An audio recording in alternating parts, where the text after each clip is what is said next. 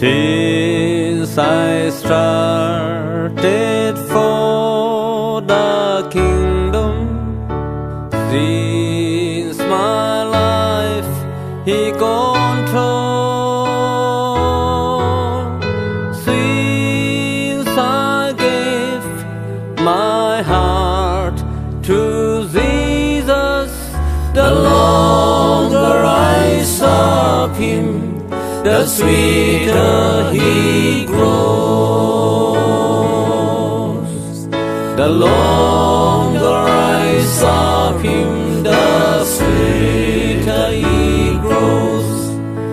The more that I love Him, more love He bestows.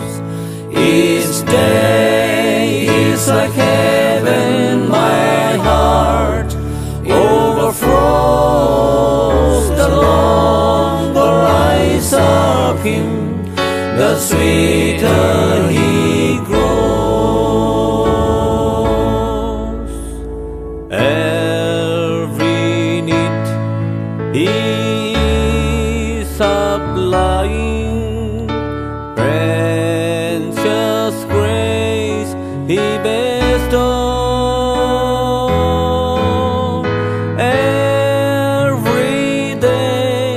My way gets brighter, the longer I serve Him, the sweeter He grows. The longer I serve Him, the sweeter He grows. The more that I love Him, more love He bestows.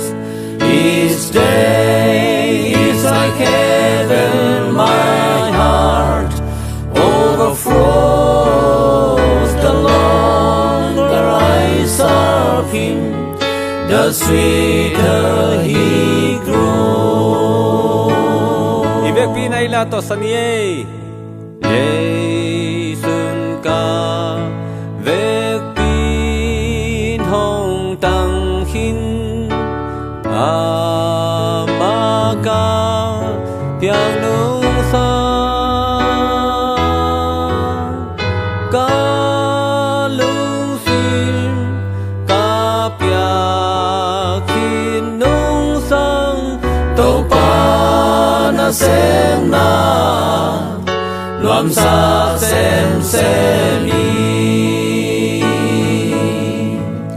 tàu pa na xem na loam sa xem y ni si min tha hong quan hong tha hát sakhi van tu gam bang hi ca lung su hồng điểm sa đâu pa na xem na loam sa xem y ca sap na khem peo hồng pia hi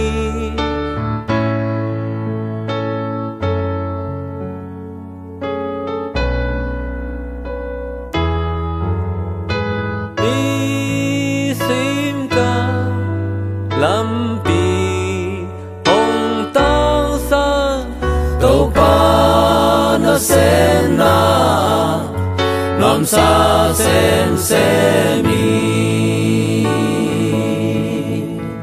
tàu pa na xem na loam sa xem y ni si min tha hong quan hong tha hasaki van tu gam bang hi ca lung su hong điểm sa tàu pa na xem na loam sa xem y